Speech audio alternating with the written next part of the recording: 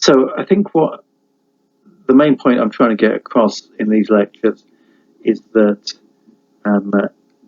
these mythological motifs and folkloric motifs to do with cows and the rest aren't just about the cow as a milk producing animal, part of an economic process, as scholars like Bruce Lincoln have said, but are actually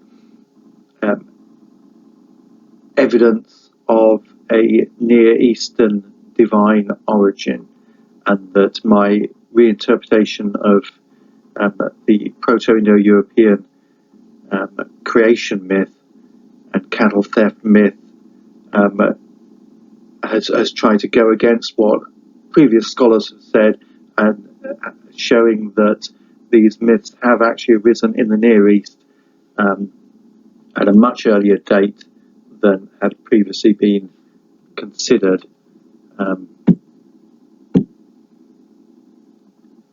We still have evidence of Indo-European incursions into Europe at 3,500 BC, but I think we could say that the Colin Renfrew's idea that the languages arrived from the Near East at an earlier date does have merit in that the mythology, at least, does seem to show a Near Eastern early origin. Now, whether that is the same for the language is a separate issue, and it could be that the language is from the Russian steppes, and that there was an amalgamation of these cultures, the myths and the language, north of the Black Sea, between the Yamnaya culture and the Kukutani Tripilia culture, which is a theory that supports both streams of evidence. So you can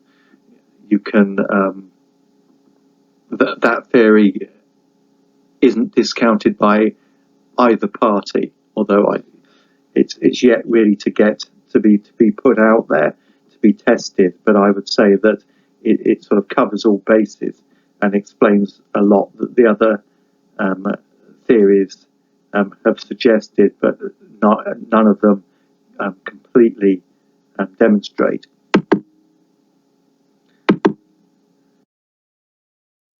And obviously my reconstructions have shown that Lincoln's idea of a androcentric creation myth is a later appearance, which is really an Indo-Iranian innovation, which does later spread throughout the Bronze Age world, but originally the creation myth is a myth of the separation of the sky and the earth, of a male and female divine figure.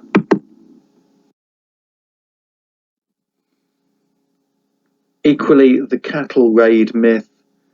Here we see Colin on the left, and there's an Indian cow on the right. The cattle raiding found in the Rig Veda, where Indra rescues the cows of dawn, Ushas, from Vritra the serpent. These aren't political empire building myths of taking over other cultures' lands. They may have been used to that effect later on, but I'm saying in origin they are seasonal myths to do with the regaining of fertility and the loss of the sun goddess in the winter and her rescue by the hero. And this hero is associated, I would say, with the constellation of Orion. Later on, he becomes the rescuers become a pair and are associated with the morning and evening star, as in Venus in its two aspects. This is a time when Orion has shifted in the sky, so it no longer fulfills that role. But the Venus as the accompaniment and rescuer of the sun is something found sort of way back in certain Mesopotamian myths, but I would argue that the Orion image is the earlier. It certainly seems to be present on the Galapagos drinking horn, so it's in sort of Bronze Age and Iron Age, later Northern European cultures, and this is a remnant of a much earlier myth.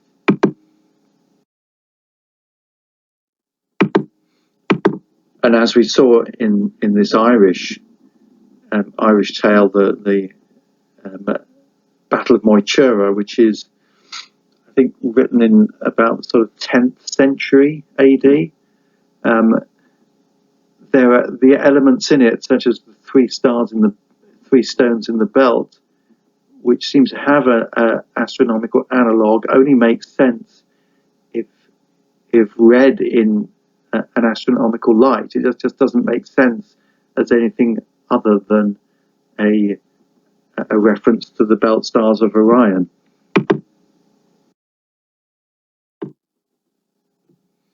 So the Orion myth is quite a complex myth, and it in the Greek version, Orion is blinded, and he then is guided to the eastern horizon to meet with Helios, the sun god. He has a servant who he places on his shoulder, who guides him across the ocean while he's blind in order to get his sight back. And it seems to be an idea that the sun is the eye of the sky, and that in losing his sight, this is when the sun is rising on the other side of the sky in Scorpio, which is why Orion is blind, and then Orion has to go back to the east to find the sun and regain his sight. So it's all to do with the position of the sun in relation to Orion, and Orion regaining the sun. And of course, if this is a myth to do with midwinter or the spring, then it can only have arisen at a certain time in history, or prehistory, when the sun rose on Orion's shoulder, or before that, with Orion leading the sun out of the horizon. And this corresponds to Anatolia in about 7,500 BC, or possibly earlier. And here we see this image of Orion as sun bearer. And there is a Norse myth about a figure called Orvandil, or Erendil, after whom Tolkien started his whole mythology, with the figure of Erendil. Erendil is the sun bearer. There's an Anglo-Saxon poem that says, Eela Erendil engla beortest orva midanyard monum sendeth, which means, Hail Erendil, brightest of angels, sent to Middle Earth, sent over Middle Earth for men. And what he does, he's the herald of the sun. Orvandil means the bringer of dawn. And in time, this figure of Orvandil, which is originally Orion, becomes transferred to the star Sirius, which originally is known as Orvandil's toe, because it's near the toe of the giant Orion. And then we're seeing a shift of Dawnbringer from the constellation of Orion to Sirius, and then eventually to Venus. Now this shows us that this myth is transforming over time as the position of the stars changes. So the myth has to be slightly altered. But obviously there's evidence in these early myths that show Orion is the original sun bearer, and that helps us date the myth. And of course, as I said, it's where we get the image of the St. Christopher meaning Christ bearer, and here you can see the figure of Christ on his shoulders with the cross and halo, looking very much like the solar symbols found on those Scandinavian petroglyphs of the sun over the boat. So, is there a correlation between the henges and Orion? Well, yeah, there's nearly 40% of henges show alignments on the stars of Orion. So the entrances are pointing to the rising or setting point of the belt stars of Orion in some cases, and in other cases they are pointing to the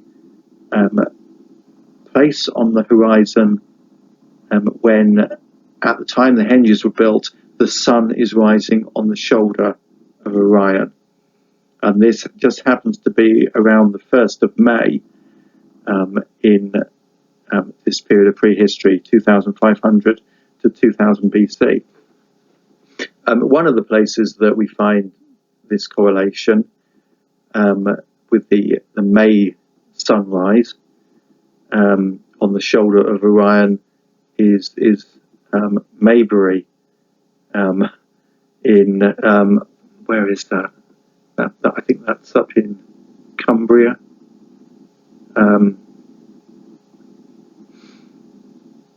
But anyway, there's a definite link there and a knowledge of the date of the correlation, and it may have been, this is why May Day has become sort of fixed in our calendar, but in Neolithic times it is the date at which the sun rises on Orion's shoulder. Now, earlier on in 7,500 BC in Anatolia, this is the date of the rising on the shoulder of Orion is the spring equinox. But by the time this culture has reached Britain, because of precession, there has been a shifting in the sky, and so a lot of the sites are looking in multiple directions. They don't know whether to look at the midwinter sunrise, which was perhaps the original correlation date back in 10,500 BC. That's a bit controversial. Whether to align on the sort of sunrise at spring, or whether to point to the actual time nowadays when the sun is rising with Orion. So that there's a kind of dual purpose in some of the sites. They don't know whether to be a midwinter site or an Orion site. And we do see a divide between the two, with certain sites like Yavering seeming to point just to Orion correlations, and others keeping with the solar or Milky Way correlations. Speaking of Yavering, this is perhaps the best Orion site in terms of spectacle, and in looking at the site that would actually greet you if you were in the henge in the midwinter of second millennium BC.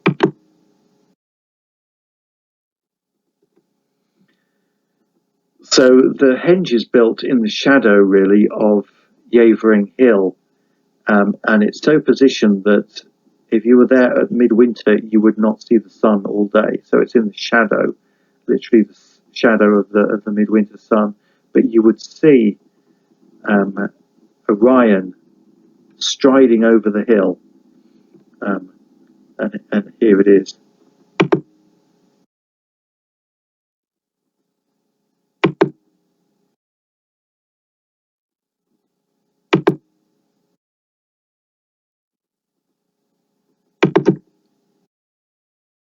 Followed by Sirius, his dog on his heels. So it's quite an amazing sight. Imagine on a clear winter's night, watching this giant striding over the hill like the grand old Duke of York. Especially if you have tied this in with the rebirth of the sun. If the rebirth of the sun is something that you cannot see the sun at all from this position. So when the sun starts to reappear over the hill, it means that um, the spring is on its way.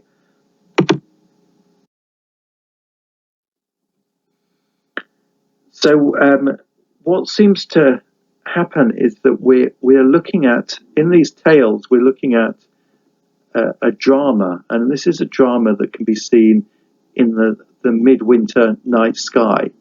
Um, at the I mean, as I'm saying this now, we're in end of November, and Orion can just about be seen um, in the sort of early morning, as in early hours of the morning sky. By Christmas, Orion will be visible sort of at its height at midnight, and then as we get into the spring, we'll be able to see Orion rising in the evening. In the summer, we can't see Orion at all, not unless you stay up till sort of 4 in the morning, and then you can only just start to see it before the sun rises. But at the time the henges were built, you would have to wait till midwinter to see the events which I'm about to describe. If let's say it's midwinter night and you're waiting for the rebirth of the sun, what you will see is just after sunset, Orion will start to appear on the southeastern horizon. And here, this is what we can see in this sky. We can just see him, see the belt stars appearing over the horizon as the sun is setting.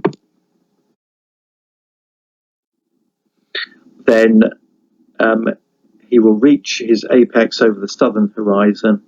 At this point, the Milky Way seems to be sort of on top of him, on his shoulder almost. And then he begins to sink down into the earth. And his belt stars will align on the horizon. And it's like the part in the tale of Moitura, when it says of Indek's daughter, she hurled the Dagda so that he sank to the hollow of his rump in the ground, which is a strange image, unless you start to see it. The Dagda, who is a giant, you see him as a stellar giant, and as with his 3 stars, 3 stones in his belt, which then fall to the floor. This is arguing about the position of the constellation of Orion in the night sky. And then the Milky Way, at that point, sinks onto the Earth. As Orion, the moment Orion sets, the Milky Way lines the horizon, like so.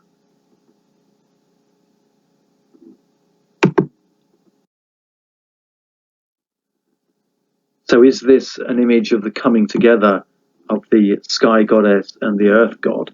This is recreating that moment of creation. The image on the right is, I think it's a Swedish Bronze Age carving of it. It's a millstone, but it shows a coming together of a man and woman, and they are ringed by what could be it could be like a corn wreath, but it could be the Milky Way, or it could be a neck ring. We're not sure what it is, but there certainly seems to be a plant growing on the right, suggestive of the regrowth of fertility in corn, especially this being a millstone. And remember, the millstone in the myth of Kuroi, the sky, the fort of Kuroi turns like a millstone,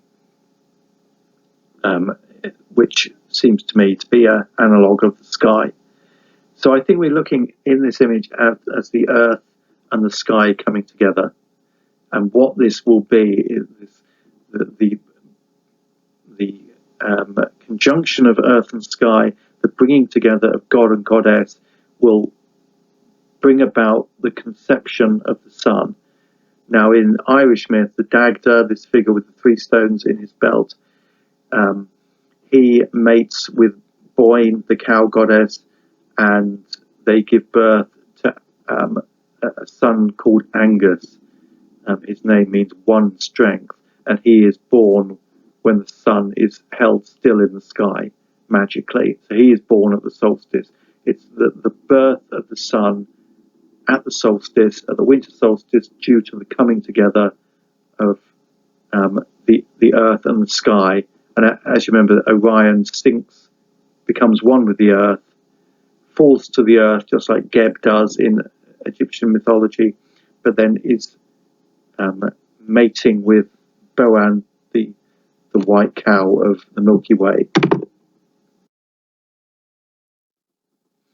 And then, having disappeared from sight, the Milky Way then, Orion having disappeared from sight, the Milky Way then rises again from the heavens, into the heavens. That split occurs again like the first creation, and it's then that the sun rises from the point initially in Anatolia where the stars of Crux had arisen earlier that night. By the time the henges are built, due to precession, this is no longer the case. Crux is rising very close to south rather than southeast, and instead the star Sirius is rising at that exact point where the sun will rise.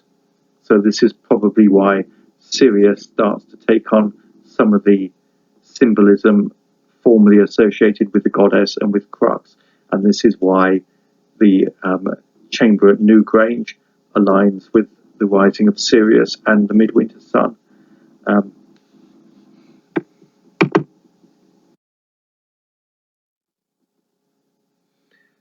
So this seems to be a pretty important piece of mythic lore, of ritual, and I'm suggesting that it's about the rebirth of the sun at midwinter, and that what was happening in the henges was that people would gather there, or at least gather on the outside. Whether they went inside, certain people would have been allowed inside, whether this was only at certain times of the year because it was seen as too sacred, but it was the place of rebirth, place of coming together where the earth and the sky joined up again, and the dance of the Milky Way would take place that would bring about the rebirth of the sun. So you would go there and you would watch as Orion rose in the sky, came back down to earth, would come together with the goddess, and then this would be instrumental in releasing the sun from the underworld. The dance of the Milky Way, revealing her womb, would show the point on the horizon where the sun would rise. And there are clues to this pattern in later myths. There's a Welsh myth about the rescue of a girl called Olwen by the hero Culhwch. Olwen is kept prisoner by her father Ysbyddaden, who is a one-eyed giant, and in order to marry her, Culhwch has to perform a number of impossible tasks, but luckily he's a nephew of King Arthur, and so Arthur helps him on these quests. But Olwen, her name means white path, and in the tale, which is in the Welsh Mabinogion, it's explained that this is because where she walks, a path of white trefoils of flowers appears in her stead. But equally, the white path of flowers could be the white path of the Milky Way. So she's the Milky Way solar goddess who is released, rescued by the hero Culhwch from her monstrous father. And there's a picture of this Ysbyddaden and the hero Culhwch. Now, when he is rescued, when Olwen is rescued, Ysbyddaden is beheaded, very much like Cwroi in the Irish myth. So the old three-headed serpent god of the underworld is destroyed, and the sun and the fertility are released by the hero.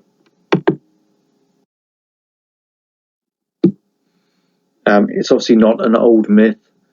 The entering the hall of the abode of the Dark Father, the Darth Vader, by the light-bearing Skywalker, Luke, and Luke is related to the Irish Lug, the father of Cuchulainn, and in certain analysis, Orion is this figure, Luke. Luke, the Skywalker, rescues the princess from her prison in the stars. It's an old myth, one that George Lucas drew on heavily for his Star Wars saga, obviously. But just to show that this old myth is still prevalent.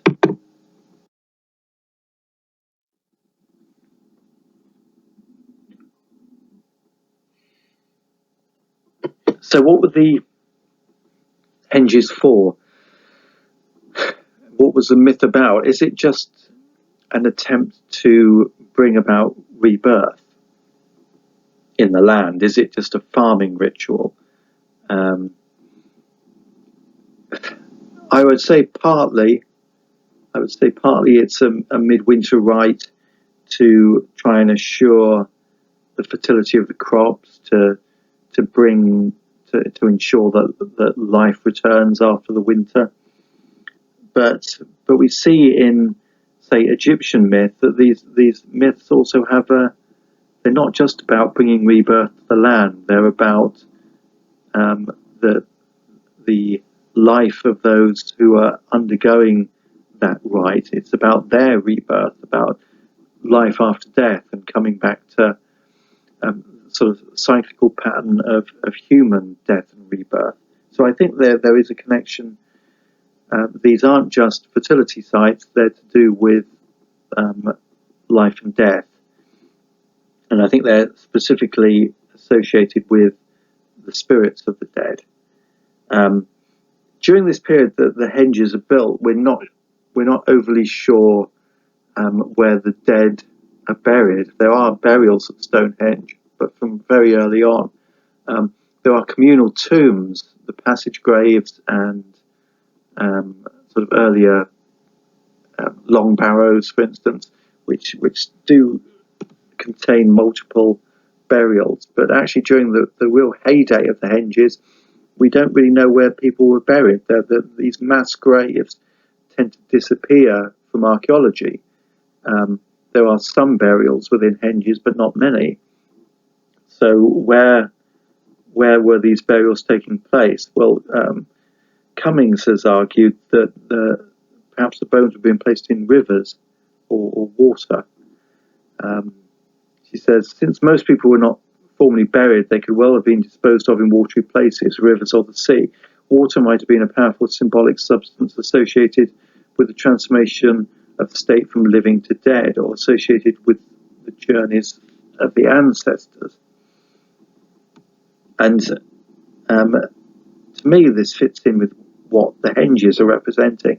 The henges are, with their entrances aligned to rivers and to the river of the heavens, seem to be a kind of ritual space embodying those waters above and below.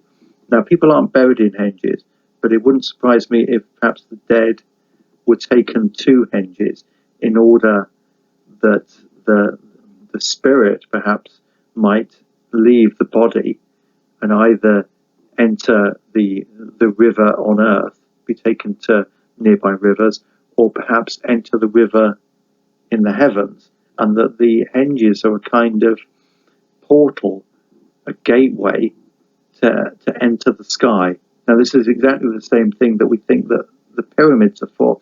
The pyramid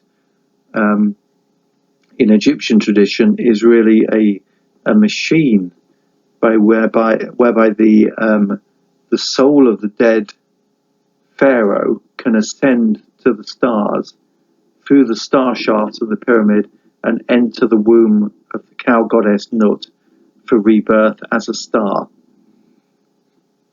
Now, was something similar going on in the Henges?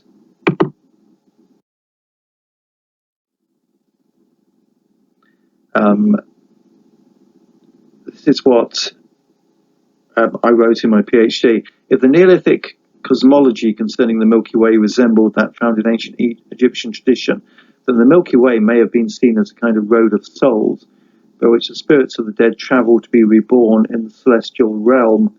Such an idea has currency in many ancient and pre-modern societies, and is perhaps best expressed in literature in Cicero's Dream of Scipio, where in a fictional dream vision, Scipio meets his ancestors along the Milky Way, the route to the celestial Elysian fields, and is told that those who have now lived their lives and released from their bodies dwell in that place which you can see. Now that place was a circle conspicuous among the fires of heaven by the surpassing whiteness of its glowing light, which place you mortals, as you have learned from the Greeks, called the Milky Way. And here's a depiction from Macrobius's commentary on the Dream of Scipio, showing Scipio in bed asleep or dreaming, and the Milky Way in the sky above him with the souls of the dead ascending and descending like some sort of Jacob's ladder. The concept of the Milky Way as a road of souls is especially prevalent in the New World. In Inca myth, the galaxy was both the path of the dead, but also the path taken by the soul in sleep. Curtis recorded beliefs in the Milky Way as a road of the souls in the traditions of many Native American tribes, including the Apache, Cheyenne, and Shoshone, while Simmons recorded a vision experienced by a Seneca man named Handsome Lake in 1799 of a journey on the Great Sky Road of the Milky Way, accompanied by a spirit guide. So there's no reason to think that the concept of the Milky Way in Neolithic culture was anything different. But if this is the body of a goddess, then it's a place where the souls could traverse and potentially find rebirth or find a home.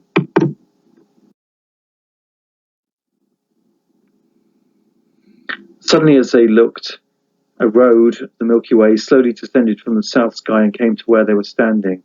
Now thereupon he saw the tracks of the human race going in one direction. The individual stars were all different sizes, from small to great. This road, which they soon were treading themselves, was a path by which human souls ascended into the afterworld. On it could be observed in various situations many different types of people striving heavenward, and from its vantage point a vast panorama of the human scene could be observed.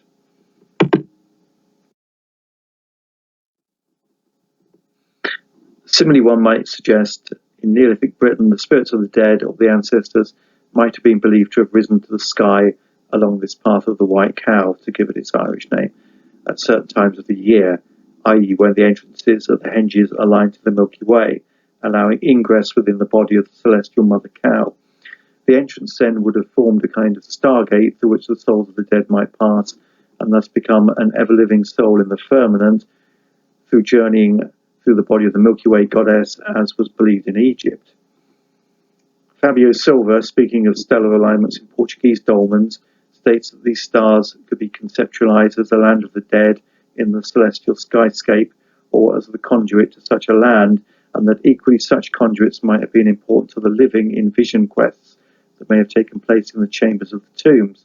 The entrances might also frame the setting of the Milky Way, and thus have been thought of as places where the souls, ancestral, godly, or otherwise, came down from the sky to the earth, just as the Milky Way goddess ringing the horizon returned to and joined with the earth in a manner evocative of the unity that preceded the cosmogony, thus making the Henge a place of birth stroke rebirth from the cosmic galactic mother. Here the idea of the Henge as a kind of airlock makes sense, insulating from the outside some kind of numinous power held within. The image that springs to mind is the biblical imagery of Jacob's ladder at Bethel, a place where angelic influence went back and forth from the celestial realm. It was perhaps a place of intercourse between the living and the dead, or the immortal realm and the mortal, a two-way street to the cosmos. Such interactions require specialist locations different from those of the profane world, locations that suggest liminality or transcendental qualities, expressed symbolically through features such as astronomical alignments that might point to a mythical time by analogy, i.e. the stopping of the sun at the solstice to suggest the stopping of time or the time before birth, or the alignment with nearby bodies of water suggests an earth-sky unity reminiscent of the state of the cosmos before the separation of earth and sky, but also through features such as reversed boundaries of outer ditch, inner bank, suggesting non-ordinary or inverted space or even non-space. This place where numinous power might be gathered would suggest it might have had multiple purposes, as places where the dead might ascend to the stars, i.e. the dead might have been taken there and placed on, say, wooden platforms for excarnation before being taken to the river, but also where divine influence became focused or channeled on earth and utilized in ritual procedures, such as healing and divination, such as occurred at Delphi in Greek tradition. So in that case, people may have gone to these sites for healing rituals, or for to have contact with the otherworldly, maybe to go and have sacred dreams, or for sort of shaman, if you can call them shaman type individuals, to go and commune with the gods. It's a place where the divine power came down to earth, just as, and a place where you might go so that your spirit might leave your body, whether you're dead or in a trance.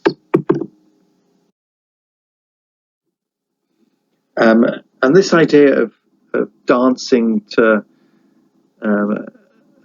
idea of going to a place and taking part in a ritual to recreate an old state of being, to return to the point of creation, is something that we find in the ghost dance religion in late 19th century North America.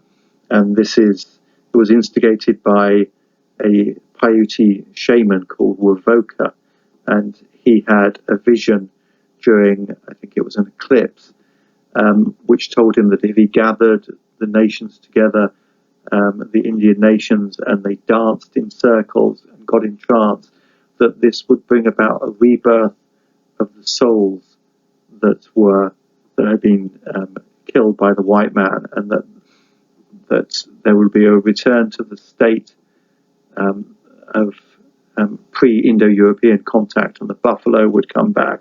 It's an attempt through ritual to bring about a return of fertility, return to a previous state of paradisal bliss almost. So here, one is reminded of the ghost dance religion that swept through the indigenous inhabitants of the American West in the 1800s. That was the idea of a single man, a Nevadan Paiute named Wovoka, based on a vision he had during a solar eclipse in 1889. The religion promulgated the idea that if one performed a circular dance of 5 days' duration, the souls of the dead natives would return to the land and repopulate the country near destroyed by the white man. The original Paiute term was dancing a circle, the later form ghost dance being the Lakota name for the rite. And here's a ghost dance shirt on the left, which was supposed to give the wearer immunity against bullets. And here's a rare photograph on the right of the dance taking place.